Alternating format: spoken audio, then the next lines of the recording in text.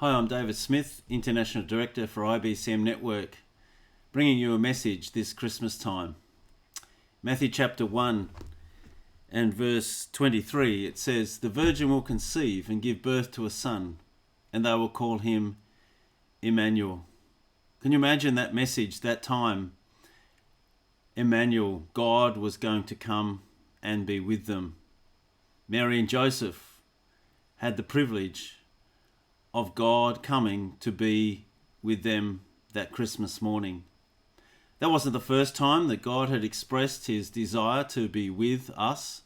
He actually created us from his love. He desired to create people to share his love with. And so he created the world, and he created Adam and Eve, and he created all of us to be people that he would spend time with. That was his desire, to spend time with people in a close community.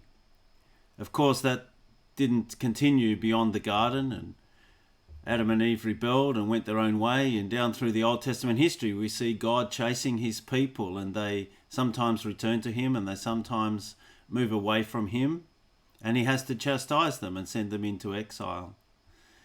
But out in the field that night, that Christmas night, the angels broke through the silence of so many years and spoke God's love again in a new song to the shepherds in the field. And so was born the baby, Emmanuel, who came to be with us, to show us that God's love never ends. In that stable, in that perhaps back room, in that lonely place, the baby was born. It was not just a baby though. Jesus came as God to be with us, to be God for us.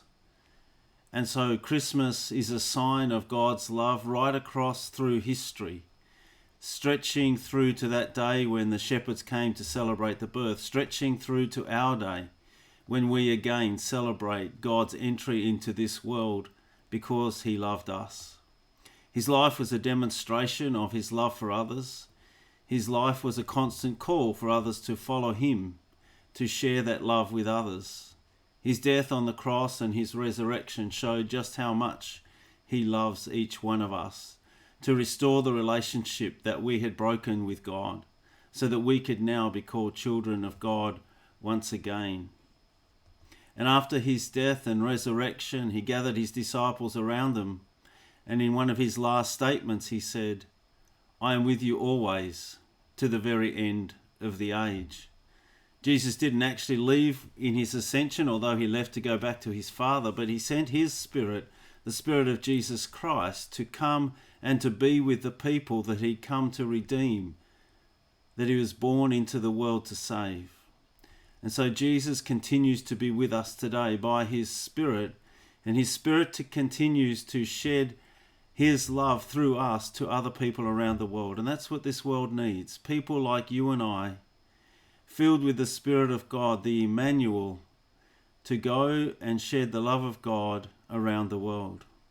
And of course, he's coming back again. He's coming, having died for us, having risen again to show that he has the power over death and the victory over everything and brings life to those who believe. He is coming back one day. And when he comes and returns with his angels again, he will call us to be with him, to show us his love fully and finally as he gathers us as his family around that throne. And that's the day that we're all looking forward to.